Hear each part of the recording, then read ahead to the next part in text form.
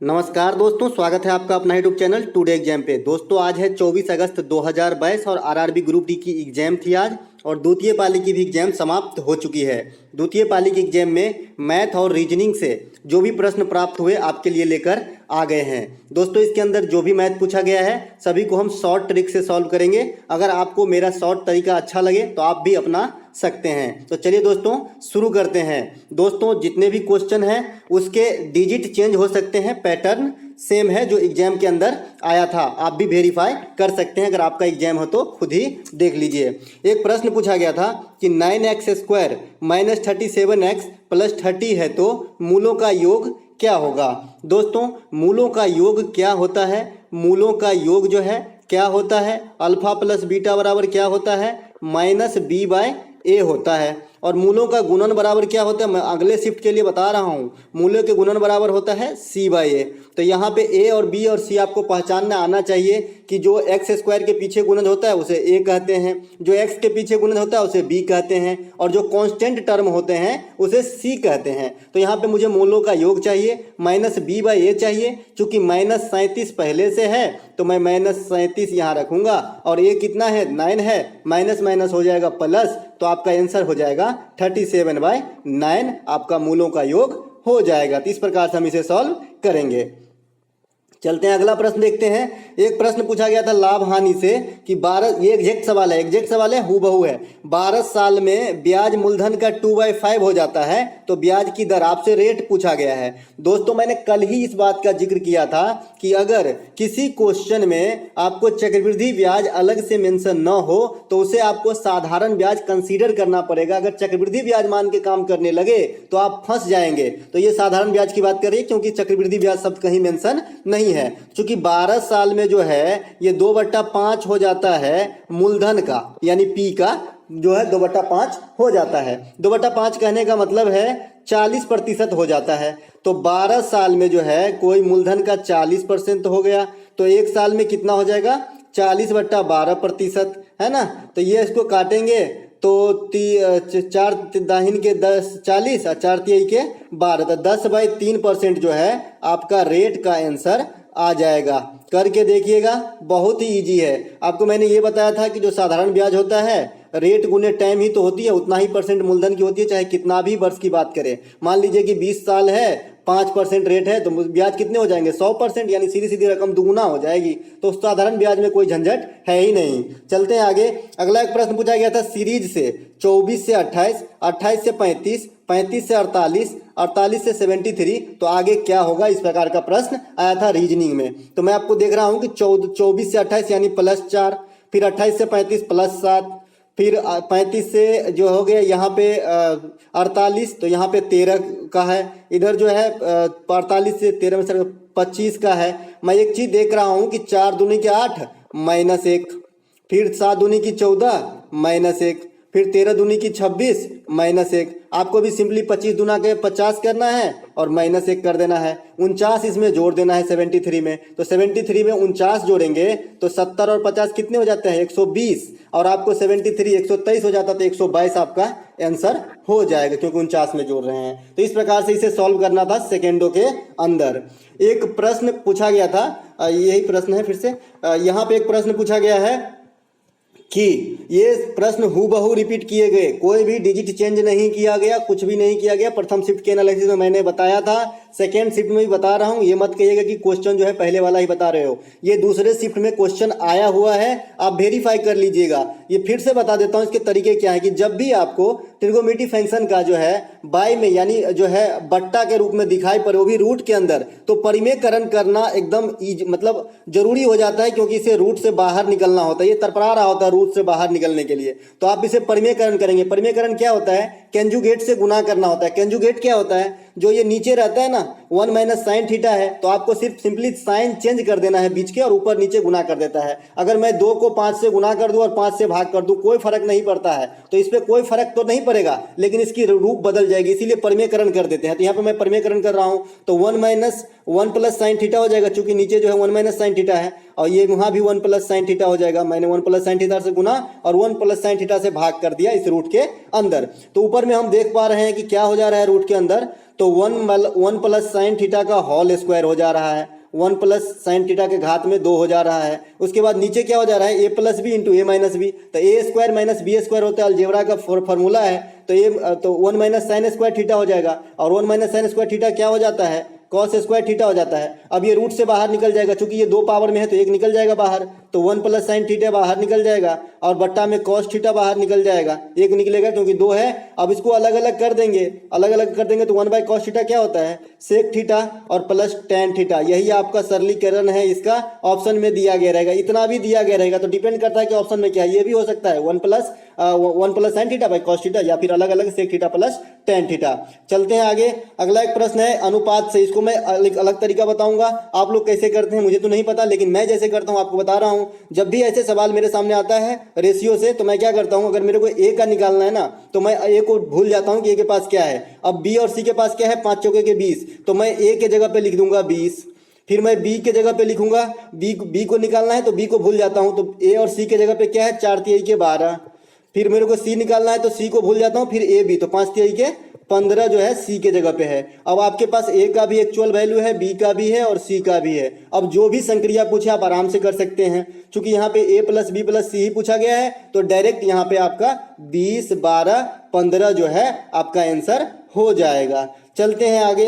अगला एक प्रश्न पूछा गया था, थोड़ा सा लॉजिक है इस प्रश्न में, कि 5 4 x और 7 का माध्य 4 है, तो x की वैल्यू आपसे पूछा गया है। दोस्तों माध्य क्या होता है, बेसिकली औसत ही होता है, औसत ही होता है। लेकिन इसमें क्या एक विशेष बात है कि इसको आपको पहले इस सीरीज को अरेंज करना पड़ता है, या तो असेंडिंग ऑर्डर में या तो डिसेंडिंग ऑर्डर में। मेरे को यहाँ पे जो भी 4 आंकड़े हैं उसमें सबसे छोटा 4 नजर आ रहा है, फिर 5 नजर आ रहा है, और चूंकि 2 का माध्य 4 है, यानी 8 से ज्यादा तो दोनों को जोड़ने पे नहीं होता होगा, इसीलिए मैं अब x को रखूंगा। ये नहीं कि पहले 7 को रखूंगा x को बाद में रखूंगा, अब मैं x को रखूंगा और तब मैं 7 को रखूंगा।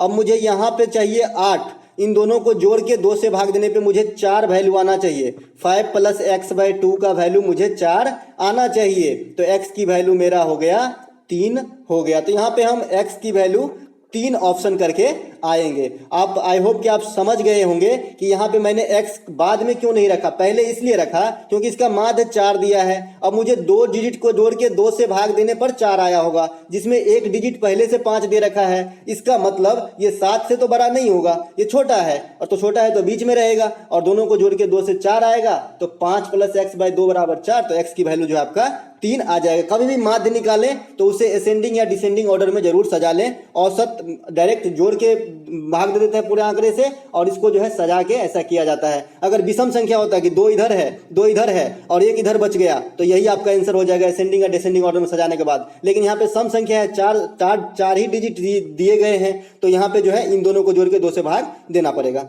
चलते हैं।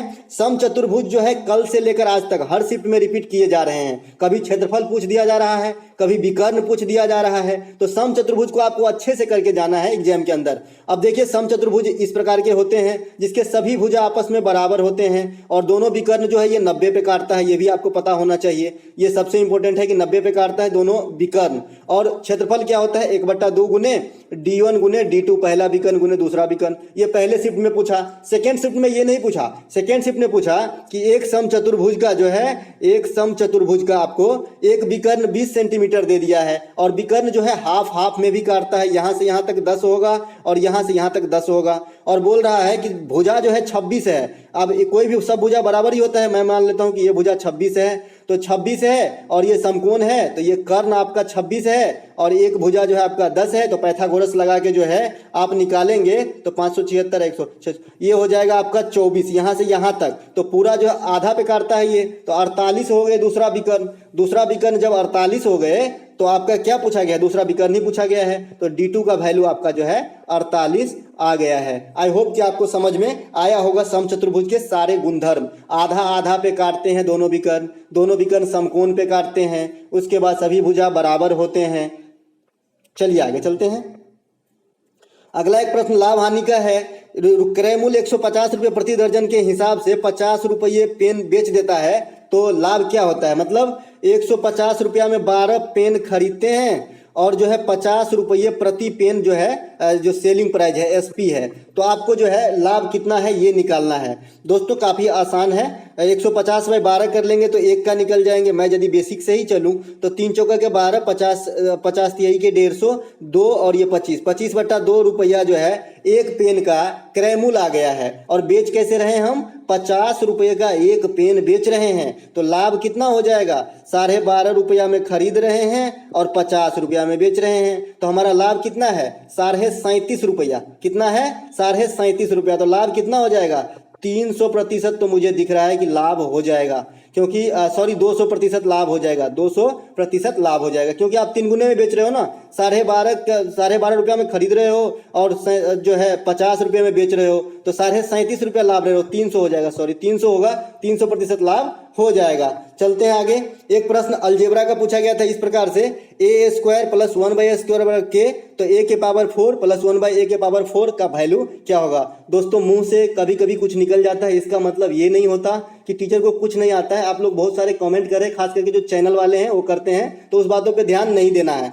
a² + 1/a² का वैल्यू जो है k है, आपको a4 तक पहुंचना है। कल मैंने बताया था कि आपको पहुंचना कहां तक है, तो a के पावर 4 तक पहुंचना है, सिंपली इसको स्क्वायर करना पड़ेगा। हम इसको स्क्वायर कल कैसे करते थे कि यहाँ जो है k² - 2 करेंगे, डायरेक्ट हम पहुंच जाएंगे वहां। तो कल ट्रिक हमने बता ही दिया, मतलब बेसिक बता ही दिया, ट्रिक से चलेंगे तो इन दोनों साइड हम मन में ही स्क्वायर करेंगे नहीं पेपर में, क्योंकि इतना टाइम है नहीं। यहाँ पे करेंगे तो क्या हो जाएगा हमारा k² - 2 जो है इसका आंसर सीधा सीधा हो जाएगा। क्यों, इधर करेंगे अगर आप इसको तोड़ेंगे तो a के पावर 4 हो जाएगा, प्लस 1/a के पावर 4 होगा, और प्लस 2 × a² गुने 1/a² होगा, तो a² से a² कट जाएगा, इधर क्या हो जाएगा उस साइड k² हो जाएगा। जब ये 2 उस साइड जाएगा तो k² - 2 हो जाएगा, तो यही तो आंसर हो जाएगा, क्योंकि a4 + 1/a4 इतना ही का मान मुझे चाहिए। आई होप आप समझ में आ गया होगा। चलते हैं आगे।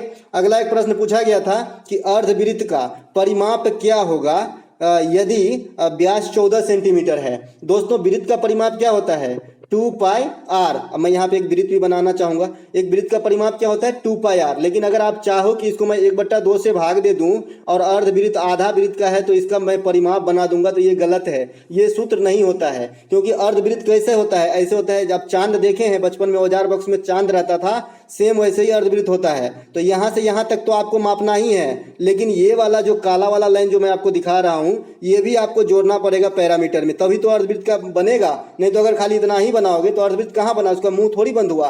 तो ये मतलब 2 बार रेडियस को भी जोड़ना पड़ता है इसको आधा करने के बाद, इसीलिए 2r यहाँ से आ गया। मान लीजिए ये रेडियस है, ये भी रेडियस है, तो दोनों व्यास हो जाएगा, तो 2r जोड़ना पड़ेगा, और जो वृत्त के मतलब जो परिधि है उसको हाफ से भाग देने पे जो आया है वो जोड़ना पड़ेगा, तो πr जोड़ना पड़ेगा। तो हम r कॉमन ले लेंगे, तो r + π + 2। और ये सूत्र अगर आप CGL वगैरह की तैयारी करते हैं तो याद ही होगा कि एकदम ये जो क्या बन के आता है 22/7 और प्लस 2, तो 22 और 14 36/7 इसकी वैल्यू आती है, 36/7r होता है। अब जो है यहाँ पे हम निकालेंगे, तो 36/7 आ गया था, अब गुने r का वैल्यू कितना है 7 ही है, तो आंसर क्या हो जाएगा 36 ही हो जाएगा। आई होप आपको समझ में आया होगा। ये यहाँ से आया है दोस्तों, r × π + 2 होता है अर्धवृत्त का जो है परिमाप। चलते हैं आगे। दोस्तों इसमें इतना ही क्वेश्चन था, और भी कुछ क्वेश्चन मिलेंगे तो मैं जरूर आप लोगों को बताऊंगा। साथ ही साथ पोल के माध्यम से कुछ क्वेश्चन हम पूछ लेते हैं, जरूर अटेंड कीजिए। कल के PDF से हैराड डोमर मॉडल पूछा गया है आज के एग्जाम में, जो मैंने अभी PDF अभी पढ़ा ही होगा, अभी लेटेस्ट मैंने इसके बाद कोई वीडियो भी सेंड नहीं किया टेलीग्राम पे। वो PDF के बाद हैराड डोमर पूछा गया है, उसके बाद एक त्योहार पूछा गया है जो मैंने जिक्र किया है, उसके बाद और भी 2-3 क्वेश्चन पूछा गया है जो मैं इसी PDF में लिख के रखा हूं। आशा करता हूं कि आप लोगों को काफ़ी बेनिफिट हो रहा होगा ये PDF से।